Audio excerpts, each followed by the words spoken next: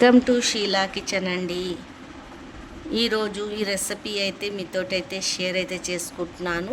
మనకి ఎప్పుడైనా తీపి తినాలనిపిస్తే ఇలా జున్ను పాలు చేసుకోవచ్చండి. కొబ్బరితో చాలా టేస్టీగా చాలా బాగుంటుంది. పిల్లలు పెద్దోళ్ళైనా చాలా ఇష్టంగా అయితే తింటారు ఇలా చేసి పెడితే.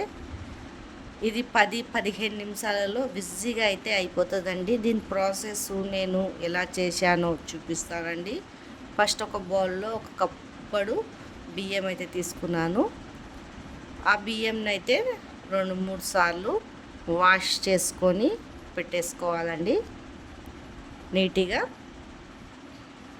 చూడండి, ఇలా బాగా తెల్లగా అయితే కడుక్కోవాలా బియ్యంని. చూడండి 2 సార్లు. తర్వాత మరి నీళ్ళు పోసేసి 2 గంటల సేపు అయితే నానబెట్టుకోవాలా. తర్వాత చిన్న చిన్న ముక్కలు అయితే కొబ్బరి అయితే తీసుకున్నానండి. దాన్ని మిక్సీ అయితే పట్టుకుంటున్నాను. తర్వాత బెల్లం అయితే తీసుకోవాలండి.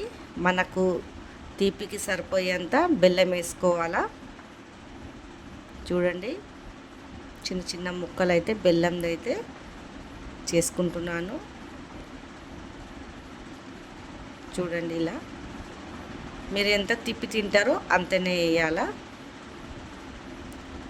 చూడండి, ఇదంతా అయితే చిన్న చిన్న ముక్కలు అయితే వేసేసుకుంటున్నాను. తర్వాత చిన్న చిన్న ముక్కలు చేసేసుకున్నాక బియ్యము 2 గంటల సేపు నానబెడతాం కదండి. 2 గంటలైనా 3 గంటలైనా నానబెట్టుకోవాలా. అప్పుడు అనేది ఉబ్బడం అవుతుందండి. అప్పటికప్పుడు చేయొద్దు. 2-3 గంటలు అయితే కంపల్సరీ అయితే నానబెట్టాలా. ఇక్కడ వచ్చేసి కొబ్బరి పట్టేసుకున్నానండి మిక్సీ. తర్వాత చూడండి, బియ్యం బాగా నానిపోయాయి. ఈ బియ్యము మిక్సీ అయితే పట్టేసుకుంటున్నాను. నీళ్ళైతే ఏం మాత్రం అయితే నీళ్ళైతే పోయొద్దు. దీంట్లో నీళ్ళు పోస్తే అంత రుచి రుచిగా అయిపోతుందండి. అందుకే నీళ్ళైతే ఏమైతే పోయొద్దు. చూడండి, ఇలా పట్టుకోవాలా. మెత్తగా అయితే కాదు, ఇలా బరుకుగా అవుతుంది. అయితే ఏం చేయాలంటే బెల్లం అయితే దీంట్లో వేసేసుకోవాలండి. చూడండి, బెల్లం దీంట్లో అయితే వేసేసుకోవాలా. వేసాక మిక్సీ అయితే మరి పట్టుకోవాలండి. అప్పుడు చూడండి, బెల్లంల కంచి నీళ్ళు వస్తుంది. ఇలా అయితే రెడీ అయిపోతుందండి బ్యాటరు. తర్వాత ఈ కొబ్బరి మనం పట్టి పెట్టుకున్నాం కదండి మిక్సీ, ఆ కొబ్బరిలో అయితే ఇది వేసేయాల. మొత్తం అయితే వేసేయాలండి. చూడండి, ఏం లేకుండా మంచిగా నీట్గా అయితే తీసేసుకొని మొత్తం వేసేసుకోవాలా. వేసుకొని తర్వాత మనకు కొద్దిగా సాల్ట్ అనేది వేసుకోవాలండి. ఇది బాగా కలబెట్టాలి. ఇక చూడండి, మంచిగా కిందికి పైకి అంతా కలబెట్టుకోవాలండి. ఒక 5 నిమిషాలు అయితే ఇలా కలబెట్టాలా. మంచిగా కలుపుకున్నాలా. చూడండి, ఇలా ఒక 10 నిమిషాలు 5 నిమిషాలు మంచిగా కలిపితే అంతా కలుస్తుందండి.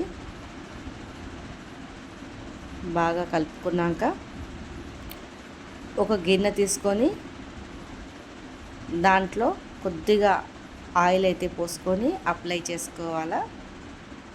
అంతా చుట్టుముట్టు అప్లై చేసుకోవాలండి. అప్లై చేసుకున్నాక ఇది అనేది దీంట్లో వేసుకోవాలా. చూడండి, మొత్తం అయితే వేసేసుకుంటున్నాను. తర్వాత పైనుంచి మిరియాలు ఇలాచీ పౌడర్ అయితే వేసేసుకుంటున్నానండి. తర్వాత కుక్కర్లో కొద్దిగా నీళ్ళు వేసుకొని ఇలా